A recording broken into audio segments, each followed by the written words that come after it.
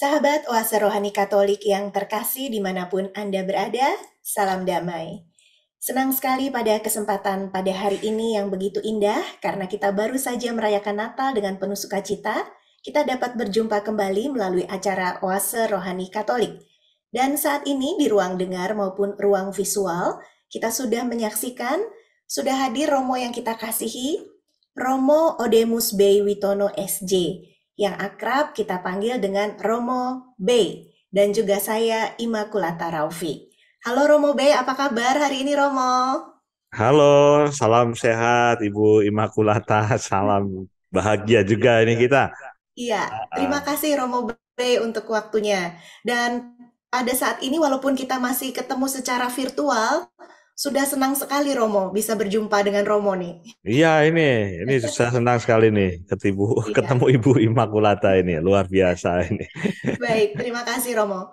Sahabat Oase Rohani Katolik yang terkasih, marilah kita mengikuti acara ini dengan hati yang terbuka, dengan hati yang penuh sukacita, karena kita pasti banyak menerima rahmat melalui bacaan-bacaan kudus juga permenungannya. Mari saat ini kita siapkan hati dan kita mau berdoa bersama yang akan dipimpin oleh Romo Bey.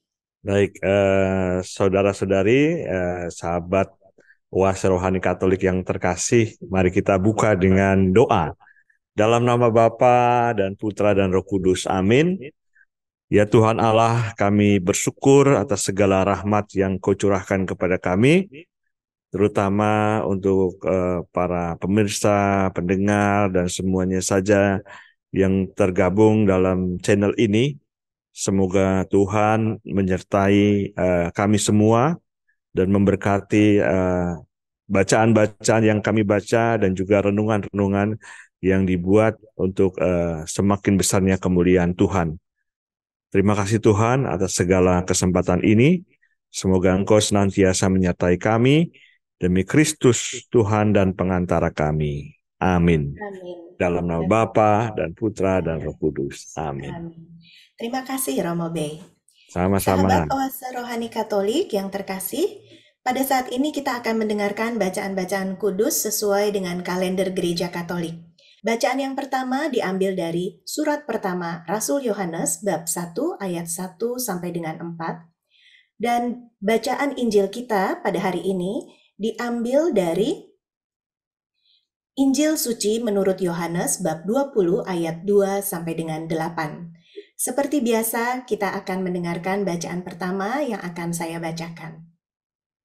Bacaan dari surat pertama Rasul Yohanes. Saudara-saudara terkasih, apa yang telah ada sejak semula, yang telah kami dengar dan kami lihat dengan mata kami, yang telah kami saksikan dan kami raba dengan tangan kami, yakni firman hidup, itulah yang kami tuliskan kepada kamu. Hidup telah dinyatakan, dan kami telah melihatnya. Dan sekarang kami bersaksi, serta memberitakan kepada kamu tentang hidup kekal, yang ada bersama-sama dengan Bapa, dan yang telah dinyatakan kepada kami. Apa yang telah kami lihat dan kami dengar itu, kami beritakan kepada kamu juga, supaya kamu beroleh persekutuan dengan kami. Dan persekutuan kami adalah persekutuan dengan Bapa dan dengan Anaknya, yakni Yesus Kristus. Semuanya ini kami tuliskan kepada kamu, supaya sukacita kami menjadi sempurna. Demikianlah sabda Tuhan. Syukur Syukur kepada kepada Allah. Allah. Marilah setelah kita mendengarkan bacaan yang pertama, kita akan menaikkan Mazmur tanggapan dengan segenap hati. Bersukacitalah karena Tuhan, hai orang-orang benar. Bersukacitalah Bersukacitalah. karena Tuhan, Tuhan, hai hai orang-orang orang-orang benar. benar. Tuhan adalah Raja, biarlah bumi bersorak-sorai. Biarlah banyak pulau bersukacita. Awan dan kekelaman ada sekelilingnya. Keadilan dan hukum adalah tumpuan tahtanya. Bersukacitalah Dalam karena Tuhan, hai orang-orang orang-orang benar. benar. Gunung-gunung luluh laksana lilin di hadapan Tuhan. Di hadapan Tuhan semesta alam. Langit memberitakan keadilannya, dan segala bangsa melihat kemuliaannya. Bersukacitalah karena Tuhan, hai orang-orang benar. Terang sudah terbit bagi orang benar, dan sukacita bagi orang-orang yang tulus hati. Bersukacitalah karena Tuhan, hai orang-orang benar, dan nyanyikanlah syukur bagi namanya yang kudus. Bersukacitalah karena Tuhan, hai orang-orang benar. Marilah saat ini kita siapkan hati untuk mendengarkan bacaan Injil. Tuhan bersamamu dan bersama rohmu. Inilah Injil Yesus Kristus menurut Yohanes. Dimuliakanlah Tuhan.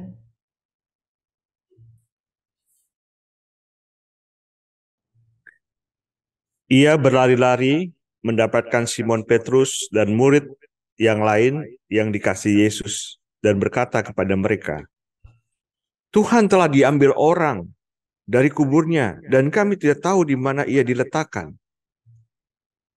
Maka berangkatlah Petrus dan murid yang lain itu ke kubur. Keduanya berlari bersama-sama, tetapi murid yang lain itu berlari lebih cepat daripada Petrus, sehingga lebih dahulu sampai ke kubur. Ia menjenguk ke dalam dan melihat kain kapan terletak di tanah. Akan tetapi ia tidak masuk ke dalam. Maka datanglah Simon Petrus juga menyusul dia dan masuk ke dalam kubur itu. Ia melihat kain kapan terletak di tanah, sedangkan kain peluh yang tadinya ada di kepala Yesus tidak terletak dekat kain kapan itu, tetapi agak di samping, di tempat yang lain dan sudah tergulung. Maka masuklah juga murid yang lain, yang lebih dahulu sampai di kubur itu, dan ia melihatnya dan percaya. Demikianlah sabda Tuhan. Terpujilah Kristus. Terima kasih Romo Bey sudah membacakan bacaan Injil buat kita semua. Romo, dari bacaan Injil tadi dan juga dari bacaan pertama tadi pasti banyak hikmat yang bisa kita petik bersama ya Romo ya? Iya, benar sekali. Iya, pada sesi yang pertama ini Romo barangkali kita ingin sekali mendapatkan hikmat pengertian juga melalui bacaan yang pertama Romo. Itu apa yang bisa kita petik Romo? Ya, kita bersyukur ya karena kita punya seorang rasul yang bernama Santo Yohanes yang dididik langsung dari tangan Yesus ya. Dan dia termasuk salah satu dari 3 murid yang paling dikasih Yesus. Dan dia mendapat tanda petik paket lengkap dalam sejarah hidup Yesus. Bahkan Yohanes sampai berada di bawah salib Yesus ketika Yesus wafat.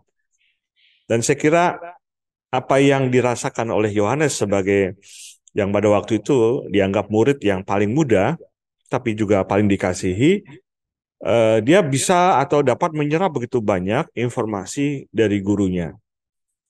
Maka dalam bacaan pertama itu sangat jelas dalam 1 Yohanes 1 ayat 1 sampai 4 ya, itu sangat jelas bagaimana Yohanes menggambarkan dirinya sebagai orang pertama yang langsung sebetulnya mendengar ya dari apa yang diajarkan Yesus. Jadi dia bukan orang kedua atau ketiga yang jauh, yang informasinya tidak melihat langsung, dia melihat langsung ya dari apa yang dikatakan dan diucapkan Yesus, dan kemudian dicecap-cecap, direnungkan, dan itu juga yang dia tuliskan. Saya kira Yohanes ini menjadi saksi hidup, dan kebetulan hari ini adalah pesta ya, pesta Santo Yohanes. Jadi kemarin kita bacaan terkait dengan kisah martirnya Santo Stefanus, hari ini kita pesta Santo Yohanes. Dan sebagai orang yang dipercaya, dari sisi kepemimpinan juga Yohanes dinilai baik ya. Dia punya kemampuan memimpin ya. Jadi setelah Pentakosta itu perannya sangat kuat. Bahkan dia persis ya di belakang Santo Petrus ya. Bahkan Rasul Paulus dalam Galatia itu pernah mengatakan Yohanes itu sebagai soko guru, ya, orang yang sungguh dipercaya. Itu poinnya yang boleh kita bisa rasakan dalam bacaan pertama. Bagaimana kita pada Pesta Santo Yohanes ini kita diingatkan tentang figur seorang rasul yang dekat dengan Yesus, mendapat pesan-pesan langsung dari Yesus, mencecap-cecap, bahkan menyentuh Yesus, ya, bersalaman pasti dan seterusnya. Dan dia juga yang kemudian menuliskan Injil, ya. Jadi Yohanes ini juga menjadi seorang pengarang Injil. Dan kita ketahui surat Yohanes ya itu juga mengindikasikan tulisannya beliau, dan juga kitab Wahyu, ya, itu juga ditulis oleh Yohanes. Kurang lebih begitu. Apakah nanti juga saya langsung ke Injil ini, Iya, Ibu? nanti di Oke. sesi berikutnya Romo, tapi sepertinya Oke. ini bacaannya menarik sekali nih ya. Iya, Saya betul. langsung berpikir tentang orang muda ketika mendengarkan penjelasan Romo ya tentang bacaan pertama tadi Romo. Ini Heeh. luar biasa sekali bahwa Yohanes itu padahal murid yang paling muda, tapi bisa menjadi soko guru ataupun orang yang dipercaya oleh rasul, kedua belas rasul itu. Padahal dia Iya, paling muda ya Romo ya. iya betul. Dia anaknya Iya, Zebedius, ya. iya Dan betul dia sekali. karena muda itu banyak diamnya juga waktu bersama-sama dengan Yesus, tetapi mendengarkan gitu, menyerap begitu banyak kata-kata dari gurunya, ya, Yesus sendiri, ya, begitu.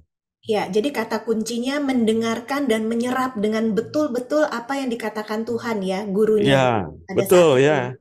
Karena memang Yohanes itu termasuk rasul pembelajar, ya. Dia sungguh-sungguh belajar dari gurunya. Ya, baik Romo. Romo, bagaimana nih Romo dengan anak-anak muda kita nih Romo? Apalagi Mm-mm. Romo juga dikenal ya sebagai Romo di Strada itu ketua yayasan atau bagaimana Romo? Mohon Kalau maaf. saya direktur, Oh, direktur direkturnya perkumpulan, ya? ya. Iya, luar Perkumpulan Strada, biasa. ya. Pasti setiap hari berjumpa dengan siswa-siswi ya Romo ya, anak-anak muda, generasi penerus gereja kita. Ya, jadi Iya, mereka ini orang-orang hebat ini, anak-anak TK, SD, SMP, SMA, SMK, ya. Di Strada itu SMK. sekolah ini, ya, PAUD, pendidikan dasar dan pendidikan menengah.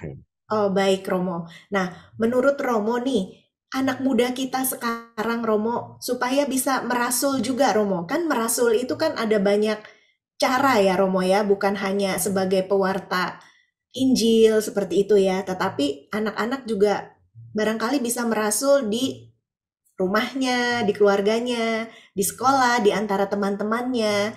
Nah, bagaimana Romo supaya anak-anak itu dapat menjadi rasul? Kira-kira bekal apa sih bagi kita orang tua, para pendidik yang harus kita berikan supaya mereka bisa dengar, mereka bisa serap, dan meskipun masih kecil, masih muda, mereka bisa jadi rasul juga ya Romo ya.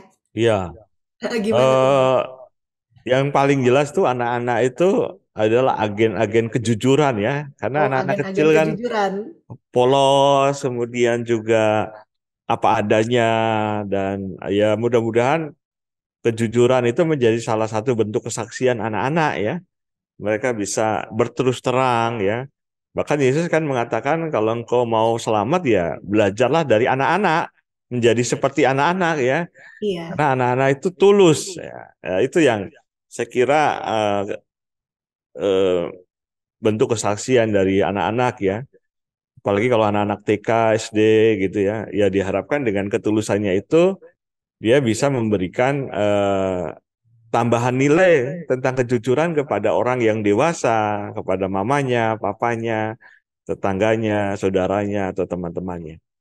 Kemudian yang kedua, mumpung lagi masih kecil ini, ya. Iya. Romo B dulu waktu kecil juga mulai rajin membaca kitab suci, ya. Ada yang kitab suci gambar itu, ya, untuk anak-anak itu Romo B juga baca dulu. Oh, luar Karena apa? biasa. Karena kan kita bisa mengenal Tuhan dari kitab suci, ya, dari bacaan-bacaan itu, ya, dibaca. Dan ya dulu yang paling saya suka tuh kisah Nabi Yunus di telan ikan paus itu. Ikan paus. Kayak Pinocchio ya Itu, Romo. nah itu saya baca itu ya, kisah-kisahnya ya.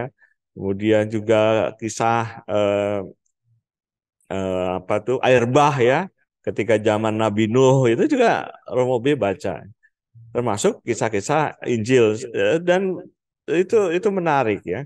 Sehingga dari situ saya juga bisa menceritakan hal-hal yang baik kepada teman, bahkan kepada orang tua ya. Hari ini misalnya bacanya tentang apa, terus kisahnya seperti apa, itu sudah bisa itu dikatakan oleh anak-anak yang sudah bisa membaca, terutama ya. Jadi sekali lagi walaupun masih kecil bisa melakukan hal-hal yang baik dan seterusnya. Tetapi tetap ya energi PAUD, SD, pendidikan dasar maupun menengah, energinya dipakai untuk belajar, itu yang utama. Ya, Iya, karena seperti Yohanes itu rajin belajar ya, dia rajin belajar belajar ya. filsafat, belajar macam-macam, Oh sampai iya. akhirnya menjadi murid yang hebat, menjadi rasul, menjadi pemimpin, menjadi pelayan yang luar biasa baiknya itu. Itu yang poin itu saya kira penting sekali ya. Dan Iya. selagi bersama orang tua ya, seperti Yohanes itu belajar dari orangnya langsung, dari gurunya langsung Yesus. Ya yang anak-anak sekarang bisa belajar langsung dari orang tua, bisa bersentuhan, bisa bersalaman, bisa mendengarkan langsung ya. Jadi selagi masih ada bersama orang tua, ayo anak-anak muda itu belajar, demikian juga dengan eh, guru-guru ketika kita berada di sekolah. Itu poin penting sekali itu, Ibu. Hmm. Iya, baik Romo. Semoga pada hari ini yang menyaksikan tayangan Oase Rohani Katolik, anak-anak muda jadi semakin tersadar ya. Oh, saya harus meneladani nih orang tua saya, guru saya gitu ya. Iya, Supaya bisa menyerap semuanya yang bisa dipelajari. iya Berarti betul. kita sebagai pendidik, sebagai orang tua, sebagai sahabat anak, itu kita harus bertobat lebih dahulu ya, Mo. Supaya bisa diteladanin sama anak-anak kita ya. Iya betul. Karena kalau dalam pendidikan itu ada istilah understanding by design. Jadi ada Apa itu? contohnya, ada teladannya, terus Mm-mm. bagaimana mencapai contoh atau teladan itu. Dan biasanya kan anak-anak merekam apa yang dilakukan oleh kakaknya atau seniornya atau orang tuanya dan sebagainya, dan dia melihat mereka itu. Nah, kalau ada yang bagus ya mereka tiru, Iya, mereka senang dengan itu, mereka duplikasi atau mereka tiru. Nah, kalau yang ditiru jelek-jelek kan tidak bagus ya. Tapi kalau yang ditiru bagus-bagus kan, mudah-mudahan ini mencerahkan anak-anak kita juga ya. Karena pembentukan attitude atau sikap-sikap hidup itu sangat sangat apa ya, sangat strategis ya ketika mereka masih muda ya, iya, karena mereka masih bisa apa ya, nanti ya karakternya menjadi lebih bagus ya karena sejak dini sudah diajarkan hal-hal yang baik iya. Amin, gitu. Romo. Amin. Amin. Terima kasih, Romo. Romo masih, pertanyaan saya masih lingkupnya orang muda dan anak-anak ya, Romo ya. Ya, Mereka itu kan juga calon pemimpin, Romo. Menurut Romo, pemimpin yang berkarakter Yesus seperti yang dikehendaki Tuhan Yesus tuh seperti apa, Romo? Barangkali kan anak-anak sekarang kan juga banyak menonton film nih, Romo. mm, Film-film superhero gitu ya, Romo. ya Kadang-kadang betul. kepemimpinannya bagus, kadang-kadang Iya, kepemimpinannya terlalu keras atau bagaimana. iya, Nah, itu kan anak-anak sebetulnya menyerap semua dari film, iya, dari apapun ya. Nah, bagaimana Romo kepemimpinan yang sebetulnya sesuai dengan karakter yang dikehendaki Tuhan? ya. Yang dikehendaki Tuhan seperti yang diajarkan kepada para muridnya, yaitu menjadi pembela ya, pembela kebenaran, keadilan lewat apa? Lewat pelayanan ya, Oh dengan iya, melayani sesama, dengan orang lain ya. Bahkan Yesus sendiri kan rela mati demi keselamatan orang banyak gitu ya. Karena itu adalah bentuk pelayanan yang paripurna, yang memang penuh ya. Ya Yesus kan pernah mengatakan tidak ada kasih yang lebih besar daripada kasih seseorang yang menyerahkan nyawanya bagi sahabat-sahabatnya. Ini kan hero ini. Iya, hero ini. hero. Pahlawan itu. Yesus Iya, itu menyerahkan nyawanya bagi sahabat-sahabatnya, ini kepahlawanan. betul. Dan itu yang dilakukan oleh para murid, rata-rata jadi martir itu ya. Petrus jadi martir, Andreas jadi martir, dan mereka adalah pahlawan-pahlawan begitu ya. Yang luar biasa, pembela kebenaran, keadilan lewat melayani, mencintai sesama, kemudian mempertobatkan begitu banyak orang ya. Ya mudah-mudahan sisi leadership anak-anak itu sudah mulai terbantu. Saya sangat terkesan itu ada anak SMP di Stadion Bekasi setelah nonton bola mengutin sampah dia. Bagi Luar saya sendiri biasa. dia pahlawan itu, walaupun mungkin baru SMP gitu. Tapi Iya, itu kan hebat. Anak betul. SMP begitu selesai nonton bola dia lihat banyak sampah, yang lainnya pada pulang, dia ngambil sampah. Dan ternyata papanya juga ikut itu memunguti Oh, sampah. Ya, itu jadi kan papinya yang meneladani anaknya ya. iya, jadi anaknya Kecil-kecil jadi soko guru. jadi luar biasa itu kan, Iya, kayak betul. kayak gitu. Nah, jadi Iya, kepahlawanan kita itu sekarang sifatnya lewat hal-hal yang baik yang kita lakukan. Ya. mm-mm. Apapun yang baik, saya kira itu menginspirasi ya, menginspirasi orang untuk melakukan hal yang sama. Jadi kepemimpinannya seperti itu. Semakin bisa melayani, semakin dia menjadi pemimpin yang baik. Ya. Iya. Begitu. Amin, Romo. Amin. Amin.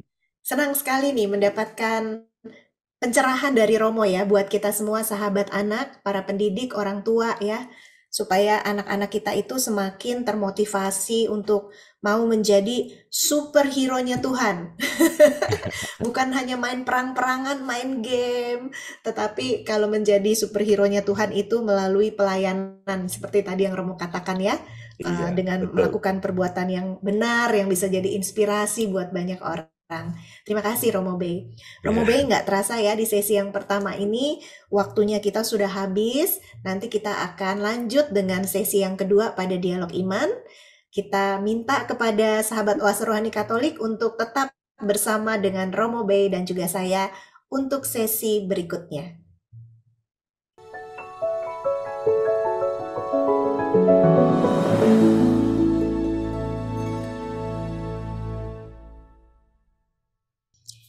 Sahabat Oase Rohani Katolik yang terkasih dimanapun Anda berada, selamat bergabung dengan kami, terlebih bagi Anda yang mungkin baru masuk di channel ini. Masih bersama dengan Romo Bey dan juga saya, Raufi. Baik, sahabat semuanya, di sesi yang saat ini kita ingin mendengarkan renungan juga sharing dari Romo Bey tentang bacaan Injil kita hari ini yang tadi diambil dari Injil Yohanes bab 20 ayat 2 sampai dengan 8 ya Romo ya. Silakan Romo, kabar gembira apa yang bisa kita peroleh nih Romo? Ya, saya kira dalam bacaan Injil itu tanda petik sepertinya ada tanda tangan Yohanes ya. Tulisannya, maka masuklah juga murid yang lain yang lebih dahulu sampai ke kubur dan ia melihatnya dan percaya. Jadi ini spesial ya. Orang muda, murid Tuhan yang dikasihi melihat dan percaya. Dan ini poin penting sekali yang bisa ditunjukkan pada kita bagaimana Yohanes dari hati yang terdalam, tidak banyak bicara, dia percaya bahwa Yesus itu bangkit gitu ya. Jadi suasana Yesus bangkit itu adalah suasana gembira, sukacita dan sebagainya. Saya kira karena ini suasananya masih suasana Natal, ya ada pemikir ya, teolog yang mengatakan kalau kita mau melihat kelahiran Yesus, ya sekaligus melihat kematian Yesus dan kebangkitannya. Itu satu paket sebetulnya. Baik, Maka kan setelah Natal dilanjutkan dengan kemartirannya Stefanus itu.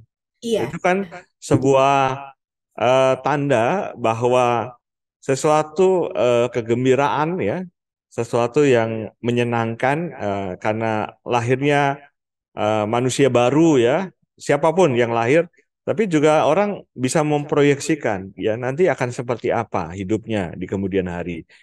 Dan perjumpaan Yesus, anak-anak Yesus ya, yang waktu itu dibawa Maria bersama Yosef ya ketemu Simeon dan sebagainya, bahkan Simeon sudah memperkirakan itu ya. bahwa Maria sendiri akan mengalami duka ya yang Iya. dalam ya, karena ternyata putranya itu disalibkan, disejajarkan dengan para penjahat. Ya, tetapi Maria tetap setia. Demikian juga Yohanes ya, karena dia bisa membaca itu. Kemudian sebetulnya waktu di kisah penyaliban Yesus itu juga Maria diserahkan kepada Yohanes itu, Hmm. ya. Dan dia mengatakan pada Yohanes, ini ibumu, dan Iya. kepada Maria, ini anakmu. Jadi sebetulnya eh, Yohanes menjadi pribadi yang spesial ya, menjadi murid yang betul-betul dikasihi, dan dia termasuk murid yang setia dan percaya. Memang kalau dalam kisah hidupnya ya, Yohanes sampai usia lanjut itu meninggal, usia lanjut ya, konon kabarnya usianya sampai 100 tahun ya gitu. Oh. Dia itu sepuh sekali ya, dan dia tetap setia sampai akhir hayat. Saya kira menjadi percaya itu menjadi sebetulnya ukuran ya. Kan sebetulnya ketika orang dibaptis di dalam nama Bapa, Putra, dan Roh Kudus, itu ungkapan eksplisit iman kita, yaitu lewat pembaptisan. Kita dilahirkan kembali sebagai manusia baru, ya. Nah, ketika kita dilahirkan sebagai manusia baru, kita akan meninggalkan manusia lama kita. Kita mengikuti Yesus, ya, Yes. setia dalam suka dan duka, ya, dalam untung dan malang, gitu ya. Jadi ya itu juga kan dalam ibadat perkawinan kan juga disinggung ya, bagaimana kesetiaan, untung dan malang dan sebagainya tetap setia itu ditunjukkan oleh Tuhan, cintanya. Ya, bahkan dia tidak mundur sedikit pun, apa yang diminta Bapa oleh Yesus dilakukan sampai akhir. Maka dia dimuliakan, maka dia ditinggikan, namanya disebut sebagai juru selamat dan lain sebagainya. Dan Yohanes dari 4 pengarang Injil itu termasuk orang yang memang menyampaikan dengan kata-kata yang memang sedikit ada unsur ininya ya, filosofinya, ada filsafatnya, tetapi juga ada refleksi. Sehingga bacaan-bacaan ini menjadi sangat dalam ya, Iya. sebagai permenungan Yohanes juga sebagai orang yang langsung berinteraksi dengan Yesus. Saya kira poin ini penting untuk kita ya. Mudah-mudahan kita menjadi orang-orang yang percaya ya. Ya, makam kosong begitu ya, dan dia percaya, dan kita juga tahu ya apa dikatakan Yesus ya, rubuhkan bait Allah ini dan dalam 3 hari akan kudirikan. Itu adalah tubuhnya sendiri yang dimatikan karena dosa kita, tetapi pada hari ketiga dia bangkit ya. Itu dipercayai oleh Yohanes ya. Dan kepercayaan Yohanes ini ya karena disampaikan, dituliskan, diceritakan dan sebagainya, akhirnya tersebar kemana-mana, bahkan ke ujung-ujung bumi. Orang kemudian menjadi percaya ya. Para Amin. misionaris pergi ke Afrika, ke Asia, ke Amerika Latin, ke Amerika Utara, suku-suku terpencil dan sebagainya untuk mewartakan ini. Iya. Ya, bahkan Yesus pernah mengatakan, berbahagialah orang yang tidak melihat namun percaya. Percaya. Dan kita mungkin kita nggak melihat langsung, tapi kita percaya atas pemberitaan Injil termasuk apa yang disampaikan oleh Yohanes. Saya kira itu poinnya, Ibu Immaculata. Iya, baik. Terima kasih Romo B. Sungguh luar biasa ya Romo ya, bahwa dari kisah Injil ini semua orang bisa dipertobatkan untuk percaya ya dari cerita makam kosong ini. Bahkan di sekolah minggu juga ada lagu-lagunya ya. Kubur kosong menyatakan dia bangkit gitu ya Mo ya. Iya, Anak-anak. betul. Iya. Ada lagunya itu. Iya, jadi kita semua percaya. Baik Romo, saya mau bertanya sedikit nih Romo ya. Barangkali Romo punya kisah di sekolah atau mungkin di tempat lain ya Romo ya yang sehubungan dengan percaya ini tadi Romo. Iya, Tadi Romo katakan juga bahwa di kitab suci kan ditulis ya berbahagialah kamu yang tidak melihat namun percaya. Nah, iya. gimana sih Romo orang percaya itu tuh yang kayak gimana sih orang percaya? Mungkin bisa dijelaskan dari kisahnya Romo. Silakan Romo. Oke, Iya, biasanya orang banyak mengalami pergulatan ya untuk menjadi iya, percaya. Iya. Jadi saya sendiri ya, waktu SMA tidak terlalu percaya gitu ya. Oh. Bagaimana Tuhan bekerja dan sebagainya gitu waktu Hmm. SMA itu. Iya. Karena apa? Mungkin saya lebih suka main-main, berjalan-jalan dengan kawan-kawan. Kadang-kadang lupa berdoa, lupa macam-macam ya. Bahkan juga apa ya? Bertanya-tanya gitu ya, mengapa saya harus ke gereja setiap minggu dan sebagainya. Sampai akhirnya saya menemukan suatu pengalaman. Jadi ketika lulus SMA itu saya tanda petik gagal. Saya nggak kuliah kemana-mana ya. Nggak melakukan. Karena apa? Ya karena banyak hal yang membuat akhirnya saya tidak bisa melanjutkan studi. Nah, itulah yang kemudian eh, apa ya? Saya berpikir pada waktu itu mungkin saya kurang beriman begitu ya. Iya. Jadi dalam waktu kesempatan itu saya akhirnya memutuskan jalan kaki dari suatu tempat yang cukup jauh ke rumah saya. Itu pada waktu itu rumah saya cukup jauh dan masih banyak sawah-sawahnya ya, karena kampung sawah itu rumah orang tua kami persis di pinggir sawah. Oh, oke. Jadi kami saya lah kalau untuk jalan kaki itu perkiraan saya sekitar 40-35 kilometer lah itu Wah, saya jalan kaki. jauh itu Romo. Jauh-jauh. Dan di situ saya bergulat dengan diri saya sendiri. Iya.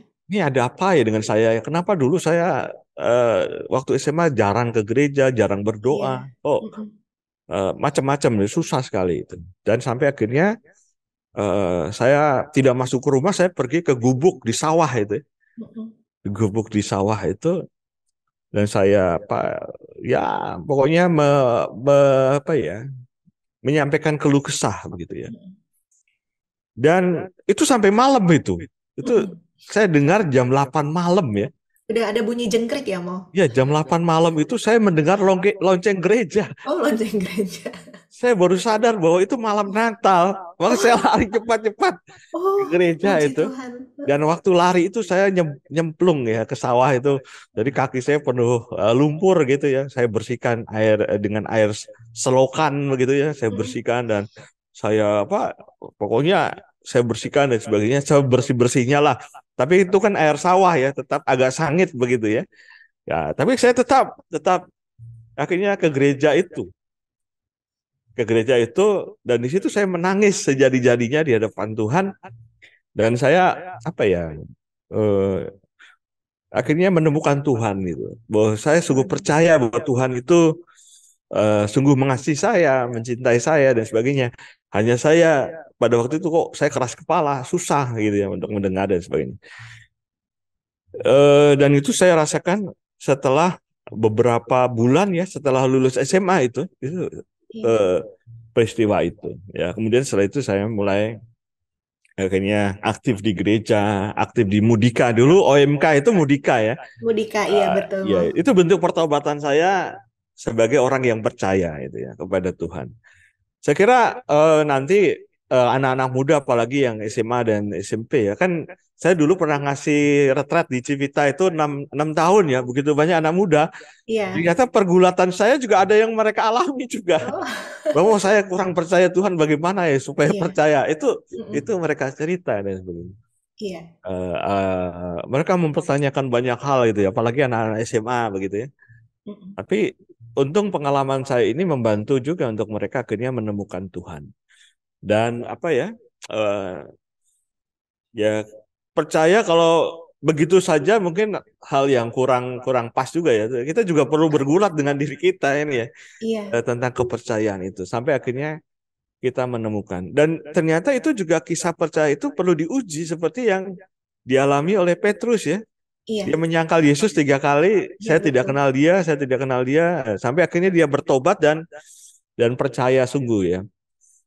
Sementara Yohanes memang hidupnya percaya terus ini contoh pribadi yang luar biasa ya, percaya terus ya sejak awal begitu ya. Sejak dipanggil Yesus kan dia Yohanes bersama Yakobus itu dipanggil dan meninggalkan semuanya dan percaya mengikuti Yesus ya. Ya mungkin kita perlu memohon kepada Tuhan untuk ditambahkan iman kita seperti Yohanes itu bagus juga itu ya. Amin. Ya Iya. mudah-mudahan setelah pertobatan kita, setelah dipanggil sungguh, kita ke depannya semakin percaya kepada Tuhan, bahkan berani mengatakan bukan kehendakku lah yang terjadi, melainkan Iya. kehendakmu lah yang terjadi. ya kita bisa menjadi kepanjangan tangan Tuhan dalam hidup ini. Dan saya kira kalau hanya sekedar percaya tetapi tidak mau menjadi kepanjangan tangan Tuhan, ya susah kita. Iya, Maka betul. dalam surat Yakobus dikatakan iman tanpa perbuatan pada hakikatnya mati. Ya kan? Iman juga butuh perbuatan.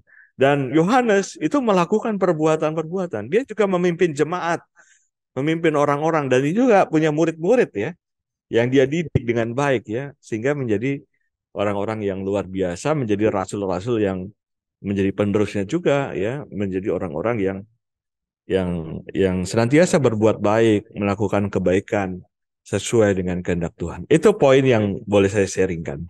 Amin. Terima kasih Romo. Amin. Sungguh sangat menginspirasi ya kisah hidup Romo. Wah, kalau hari ini saya nggak dengar langsung dari Romo, mungkin saya kira hoax. Bahwa waktu muda Romo B yang sekarang ini Tuhan sudah pilih menjadi direktur di sekolah Strada, dulu waktu mudanya ternyata juga sempat galau ya Romo ya. Ya, galau. Galau. Puji Tuhan ya Romo ya. Jadi kita semua terpanggil ketika kita percaya, terus kita bertobat, kita harus mau menjadi perpanjangan tangan Tuhan ya Romo ya. Betul ya. Untuk selalu berbuat baik. Amin. Iya, amin, amin. Amin. Romo, tanpa terasa waktu terus berlalu nih Romo ya. Cepet banget kayaknya ya, karena kita Iya. ngobrol-ngobrol santai juga, tapi bermakna karena kita membahas Tuhan kita yang hidup. Kita sudah mau di penghujung acara. Nah, sekarang masih suasana Natal ya Romo ya, suasana yang penuh dengan sukacita, dan hari ini kita merayakan pestanya Rasul Tuhan Yohanes. Barangkali Romo ada pesan-pesan Natal buat kami semua, silahkan Romo. Ya, untuk semuanya saja yang menyaksikan acara ini dan juga yang mendengarkan, kami ucapkan selamat Natal ya, luar biasa.